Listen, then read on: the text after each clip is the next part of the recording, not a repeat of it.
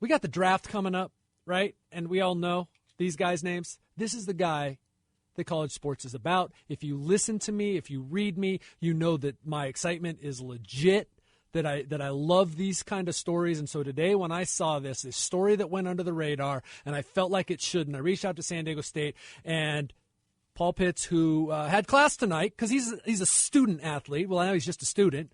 Paul, kind enough to join us. Paul Pitts, thank you so much.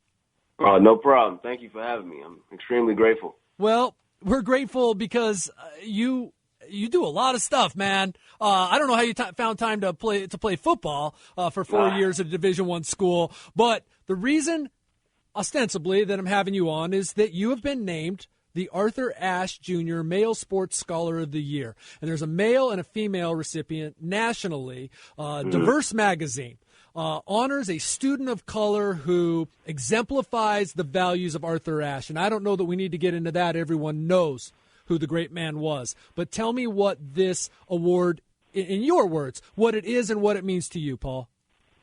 Man, I'm so thankful. And really just the way it got announced was crazy because I actually, by the grace of God, I was given the Student Athlete of the Year award also at San Diego State. So as the athletic director, our athletic director was announcing that, he announced this award. I just thought I was going to be a finalist or a semifinalist again. And I didn't even know that there was one award. So just the way I got it was crazy. But, you know, what this means to me is, you know, I'm just extremely thankful.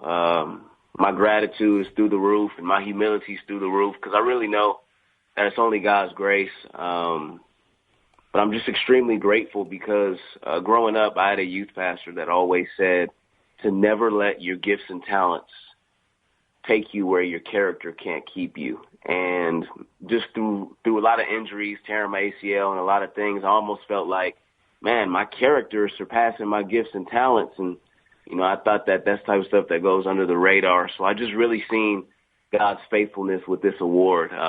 Because just some of the things that are often unnoticed in this world got absolutely highlighted, being manhood and things like that. So I'm just really grateful to be highlighted in this way because I think there's a lot of guys who can be highlighted in the same way. Well, sure. But you were, and congratulations. Paul Pitts, the third. I'm sure that Paul Pitts 1 and Paul Pitts 2 are proud. But 18 games I think you appeared in. You caught 2 passes. Now, I'm not saying that there aren't some other fine gentlemen. I have met a lot of superstar athletes who are great people. But you're right that, you know, a lot of times this gets overlooked. And I wonder what you think when I, like, as a part of my introduction, Paul, where I said this is what college athletics is all about. As a guy like yourself, you had a 4.0 GPA last semester. You're pursuing a bachelor's and master's degree in religion and liberal arts. You do, and we'll talk about it later. You just got back from East Asia as a part of your mission work. Sure. You won a humanitarian awards before. What does that mean when I say you are what college sports is about? I just, you know, when I hear that, I think it's what every young kid should aspire to be. Like, of course, we see the Jerry Rices and the Michael Jordans and the Kobe Bryants who just retired. But the reality is, you know, our sport only makes up a certain percentage of what we do throughout the day, no matter how much time we devote to it. We still have to lay our head down. We still have to have relationships. So what it really comes down to is our character, is our manhood, is our womanhood. So, you know, when I hear that, I just think that it's a person who paid attention to their manhood just as much as they did their athletics.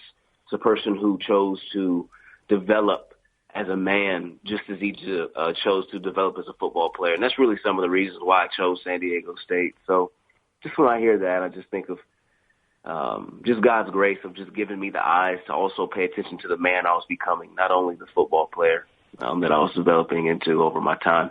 So Paul, all this that you are focused as, you know what, I have found the most successful people, and I'm talking Phillip Rivers, I'm talking Dave Roberts, I mean, guys that I know, where I know that I'm speaking firsthand.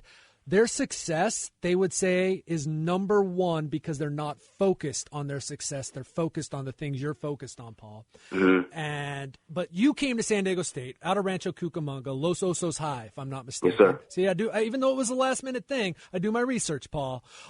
You mentioned you tore your ACL. What were your goals? I got to imagine for all your other things you do, you were thinking you were going to have more than 2 receptions at San Diego State. Definitely. I actually, I have, a hobby of mine is I like to make music too, because I do a lot of ministry, Christian ministry, but I do it with youth. So I like to, I've always been kind of good at rapping. So I have 2 albums that I kind of did, and I'm not trying to promote or nothing, but I said within one of the songs that I wanted to that I came into college wanting to score touchdowns, but it seems as if God wanted me to touch lives. And I truly believe that, over my time, God has used me to touch more lives than he did catch passes. So, yeah, I didn't think I would only have 2 catches ended my career at San Diego State, but I actually told way more people about Jesus Christ and what I believe about him. I helped more people when they were struggling. I, help other guys in their lives. So, it almost seems as if my purpose in my time at San Diego State was for something that's actually greater than football. It's helping people in this life and beyond and, really develop beyond sports. So, yeah, I didn't think my athletic career would go the way it did. But, it's kind of like when I ran out of the tunnel for the senior game. I remember just looking up, pointing to the sky and thinking, I'm definitely not the football player that I thought I'd be, but I am in no way the man that I thought I'd be. But I was confident and I felt at peace because I knew that God was with me. So it's a very interesting dynamic. In a way, I feel let down, but I'm so encouraged because, I'm going to be a man forever, and that's where I really grew. So I don't know. Paul, I could talk to you forever. And hey, you know what? Send I'm going to have producer Paul, get your info or give you mine. Send me the information, and I will plug it because that sounds like the kind of rap music I could get into. Because I stopped listening to a lot of that because I figured as a 40-something-year-old white guy, I shouldn't be listening to music that had a lot of words I couldn't say. Mm. You know what I'm saying? Yeah. And I figure your rap music doesn't have those words. Mm. So I'll look forward to that, man. I really have appreciated this. I wish I had more time, but you certainly are going to have. And probably, you know what? A part of your story, I imagine, is your transition or coming to terms with the way that your athletic career was going to go. And that's probably a pretty big part of your story that you get to share with other people. Oh, definitely. Definitely. Just realizing, I remember having a conversation with Coach Long a couple of years ago, and he looked at me because I was just frustrated going through a lot because one thing that never changed was my work ethic. One thing I never changed is what I gave to the team, and I think my coaches would attest to that. But I remember talking to Coach Long once. He just looked at me and said, Paul, what you bring to this team is so much more than football. Mm-hmm. So, it's just, sometimes your call and your purpose is different than what you thought, but our calls and purposes are often bigger than what we, even plan. Right on. Hey, folks, this guy's a 3-star recruit. This is no slouch coming out of Rancho Cucamonga. So, and the ACL changed a lot. Hey, Paul, I really appreciate it, man, and I don't need to say good luck to you. I know you're going to do great things. I really do appreciate that you took some time here to talk with us.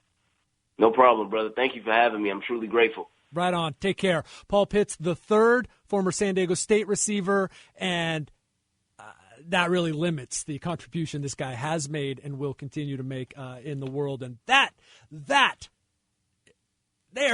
the stories that we overlook as we're finding out who the starting quarterback is. And I'm not, those, of course, I got a job because of stories like that and your interest in them. But I hope you enjoyed that as much as I do. And I could have preempted the rest of this show to talk to Paul Pitts III.